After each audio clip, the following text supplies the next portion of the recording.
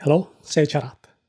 To protect yourself from the envy of others, you can turn those enemies into allies, if they want to be your allies. Now, the secret is how to differentiate who is actually interested in being helped by you and who are the toxic people who just want to watch you fail. Let's explain all of this in detail now. If you have any success in your personal or your professional life, it is quite likely that sooner or later you will have to live with people who are jealous of your happiness. And when this happens, what can you do to protect yourself from the envy of others? This is not a simple question to answer. Often, other people are jealous of you, but doesn't really mean that they'll actually do something bad. It's just like the person admires you, they admire what you've accomplished, and they also want a little bit of that success as well. But there are other cases.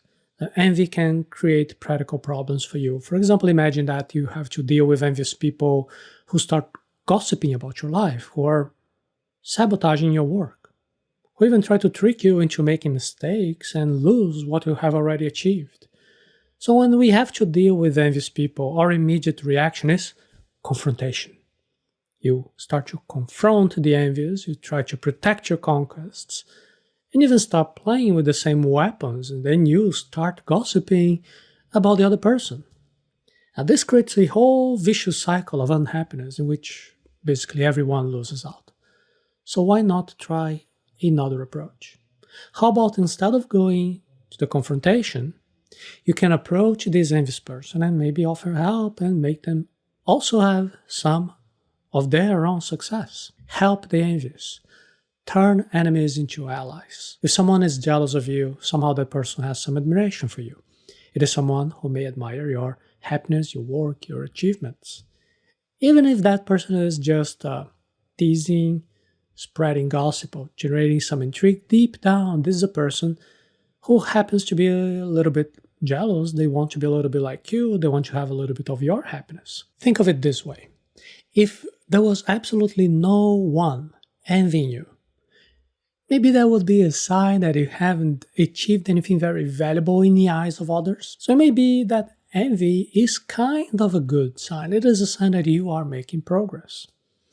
But even in these cases, it is very annoying to have to be living with envious people around you. Therefore, a strategy for you to deal with the envious is to approach and offer exactly what they want. According to this strategy, instead of going into confrontation, you should approach the envious, you should communicate with empathy, and above all, offer help if they ask, so that they can have a little bit of their own achievements. If everything goes well, you'll stop having envious people around you in your life and you have allies. Now, the important thing here is not to approach them with an air of superiority, because this can be interpreted as arrogance. Instead, keep your focus on the person and what they are trying to achieve. For this, first try to understand the origins of the envy, the reasons why that person is envying you or some achievement of yours. For example, imagine that you have a cousin who's jealous of how you've lost weight recently. They make a little bit of fun of your weight loss, but deep down he also wants to lose some weight. So instead of conflicting with him, just try to get closer in a friendly way, talk in a friendly way that opens up, and maybe even invite him to train at the gym together with you. If he asks you food questions, you can share what you've learned about healthy eating, share, the contact details of the nutritionist that you work with. Now, there's something very important here. You let him ask rather than giving unsolicited advice. At work, you can do the same. If a colleague is jealous of your job, your salary, your projects, you can talk to them. Just be aware at any time that people show interest, that they ask questions. If that happens, then you can share the step-by-step how you conquered all of that. You can teach and share the how-to with an honest desire to help. Now, I know that all of this can be much easier in theory than in practice. After all, why would you help somebody who's envying you, maybe even wishing you some harm? Well, the answer is very simple, precisely because this is the way you make people stop envying you and wishing you ill, to stop generating unhappiness in your life. So this is good for you.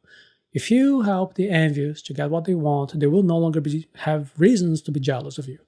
In addition, You can maybe, I don't know, win a friend, at least an ally. Unlike what happens when you go into battle, this would be a win-win situation. Now, you may be thinking that it is impossible to empathize with an envious person, but we've already talked about all of this in the episode 245 of the Hello, Seiiti Arata series.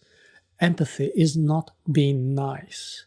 Empathy is a tool, is also a tool that you can use to solve your problems. Now, always have the clarity to distinguish, to identify whether you are facing some immature, envious person who just wants to achieve better results in life, or if you're actually facing an envious person with evil intention, just want to see you fail. These are completely different solutions. You can use the envious as a tool for your success. Even if you honestly try to offer help, there are people who just don't want to be helped. There are people who would rather continue to harbor envy rather than actually do the work towards the achievements that they are envying. There are people who are more interested in intrigue than in happiness itself. Envious people have a low level of conscience. And because of that, it doesn't really make a lot of sense to be angry at this envious person. It is a little bit like getting angry at a drunk person who's completely out of control. Instead of you wasting your time, your energy, getting angry with the envious, you can understand that attracting some envy, this is inevitable when you achieve results. If you're not ready to deal with this envy, maybe you're not ready for success yet. You can reframe the situation. Instead of being bothered by the envious, just find a purpose. The envious person who's causing trouble in your life is an incentive for you to become even better and go to an even better place where this envious person has no power over you. There is an old tale where a samurai asks his disciples, if someone comes to you with a gift, but you don't accept it, who does the gift belong to? And then one of the disciples replies, well, in this case, the gift belongs to the person who tried to deliver it. And the samurai concludes, well, the same goes for envy, anger, and insults. If you don't accept them, they belong to whomever carries them. So if someone comes to you with envy, you can ignore them and let them carry the envy alone. Ignoring means being aware that the envy exists, but not taking anything personally. Not being influenced by comments, not caring about gossip.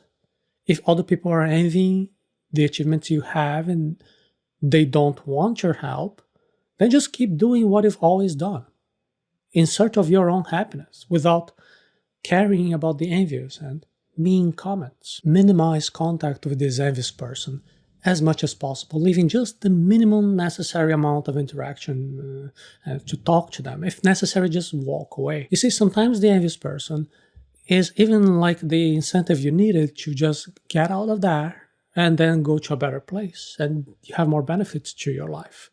You can use the envious as a tool for you to reflect. If you're being bothered by the malice of the envious, are you not in some vulnerable position? Where can you improve? Generally, the envious will make baseless criticisms that don't deserve your concern. However, if the envious criticism and all the intrigue is really getting into you, you can reflect what are the points that you can strengthen even more to succeed even more to the point of making these envious people completely irrelevant. You can confront the envious. Use assertiveness and all the weapons that you need, and you set limits. When envy is going beyond words, beyond simple comments, and actually causing practical problems in your life, then you need to change. You need to actually have a direct communication with this person who's causing the trouble, and then you set boundaries. Sometimes the envious person just wants to see you fail. And then you can't just have empathy and all of that and stand still while they're actually harming your life. So you can invite this person to a frank conversation and assertively say which are the attitudes that are causing practical problems in your life and that they must end. You can even use authoritative third parties to be mediating this conversation if necessary. For example, if there is a jealous coworker making up lies in your workplace, you can talk to this person in front of your manager. In some companies, this conversation can also be held in front of the people, the staff of the human resources. If the conflict happens outside of your work, there are other options as well. Neighbors could chat in front of the landlord. Family members can talk in front of a figure of greater authority or more experience in the family. In some extreme situations, the conversation might also include the police or justice. Repaying envy in kind will only bring suffering into your life. So far, we've seen 3 ways to protect yourself from envy. The first way was to help the envious with empathy, turning enemies into allies. The second path is to use the envious as a tool for you to reflect, for you to improve even more. Now, the third path is assertiveness, is imposing limits, calling for a frank conversation, set boundaries, and if necessary, even involve third parties of authority. Now, if none of that works, don't make the mistake of wanting to go into battle with the same weapons as the envious. The worst thing you can do in front of an envious person is to play the same game and adopt the same behavior as them. That you start to create gossip against the other person, making passive-aggressive comments on social networks or inventing intrigues so that you can harm the other person back. When you do that, it can feel like you're just repaying bad behavior, fighting people with the same weapons as them, but in practice, you'll just be bringing more suffering, more conflict, more unhappiness into your life. Imagine how awful it will be eventually you end up being seen by your community, being labeled as the jealous person spreading lies about the other person. So feeding negative feelings is not a good thing for you. As much as you believe that you're getting revenge on the other person, deep down these attitudes of revenge will do as much or even more harm to you than to the other. So instead, adopt a superior posture. Use empathy to solve the problem. Maybe even win a friend or an ally. If that doesn't work out, ignore or call for a frank conversation, put boundaries, but never play the game of fighting envy with envy, as to not create a vicious cycle into your own life. The best way to protect yourself from the envy of others is to turn enemies into allies. The second best way is to simply ignore envy and move on, and maybe even use that envy as a tool for you to help you get better. If none of that works, the third option is to call the envious person for a frank conversation, set boundaries, preferably in front of some authority figure to be mediating things. Now, the only thing you can't do is to make the mistake of wanting to fight envy with envy, of wanting to counter gossip with more gossip, or wanting to retaliate intrigue with even more intrigue. This will only create unhappiness in your life. Now, since what you want is just the opposite, always prefer a more positive attitude to protect yourself from the envy of others. Positive psychology is a great strategy for you to bring more and more happiness into your life. That's why now I want to invite you to see the Happiness course, in which you can discover other positive psychology techniques to have an increasingly happy life. And to see more about this training, you can access arata.se/happiness.